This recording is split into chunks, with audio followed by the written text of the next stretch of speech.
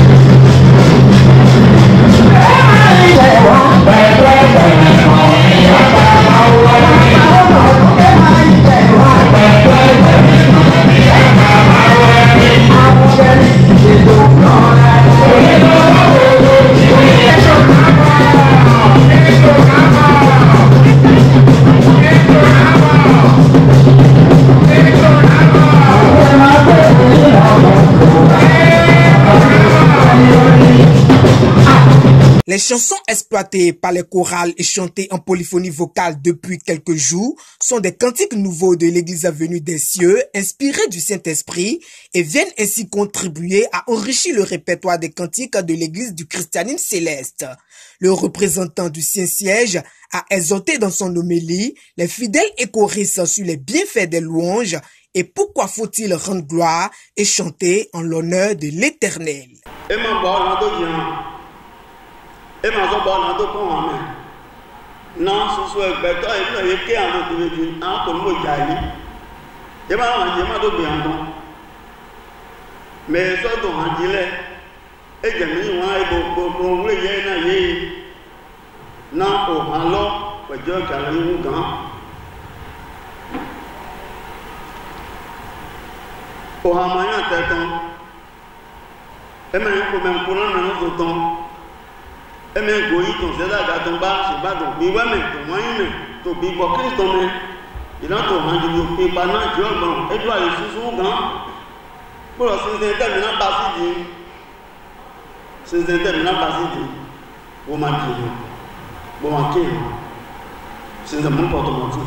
Cette grandiose célébration vient couronner les différents concerts organisés par le Bureau régional de suivi des chorales BRC de l'Atlantique. Le vénérable suprême évangéliste Benoît Aron-Lonsou est revenu sur le contexte et la particularité des festivités de cette année dans la région dont il a la charge. La 7e édition de cette réjouissance, qui a commencé depuis le début du mois d'août, a animé les esprits de nos populations paisibles dans les différentes communes de la région atlantique et ailleurs à travers les chants programmés en polyphonie vocale, donnés en activité par le Bureau national de supervision des chorales BNSC en vertu de concerts organisés. Une bac motorisée à l'effigie de l'emblème de l'ECC et de GIC Atlantique 2024 a été offerte à la paroisse Sotianhoué Centre. Le culte de cette festivité qui se fait aujourd'hui 7 septembre 2024 sur la paroisse Sotianhoué Centre permettra au bureau régional de suivi des chorales BRC Atlantique d'offrir à une chorale lacustre une bac motorisée de contenance 50 usagers environ pour servir à la propagation des chants de cantique, du rythme à Ouagbaou, à travers l'univers tout entier d'une part, et de faciliter aussi le trafic des émissaires de l'église du christianisme céleste dans les cités du lac d'autre part.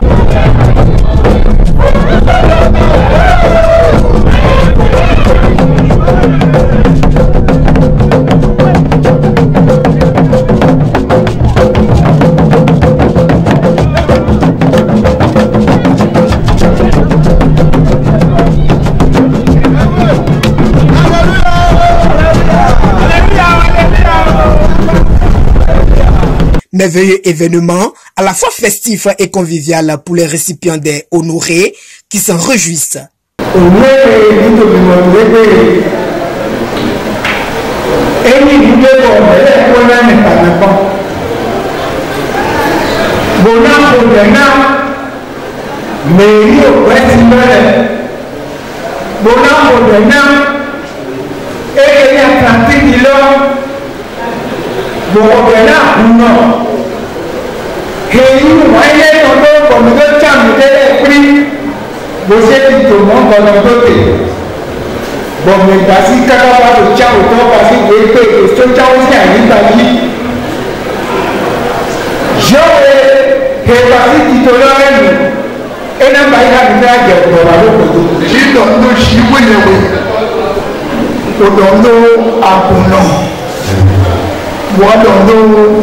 Bureau BNSC Atlantique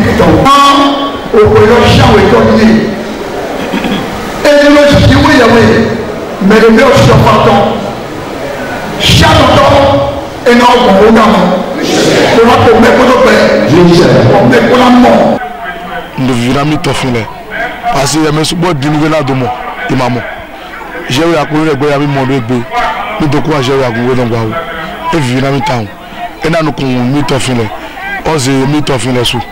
je ora ko mi do go mo de polo wan ko de ze wa so avakame lo so chawe centre egbe o lo to fi kame vivinu me bi surtout me yon le vivinu me town parce que wa jije da ho de bi gbezan mi to menu ya de mi no ji o mi na wa répétition no fi to e mi no gbo de ka ro ko wa so ava wa so chawe me bi lo dutu me lo cho jono na go si don bora bi to me we mi do panu ma wa go to re to do te parce que we de wa yi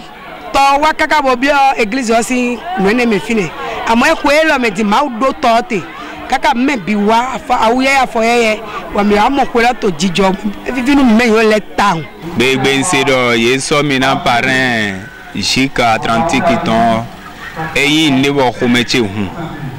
bo mondo yesu yi anjigbe kan lopo to Atlantique km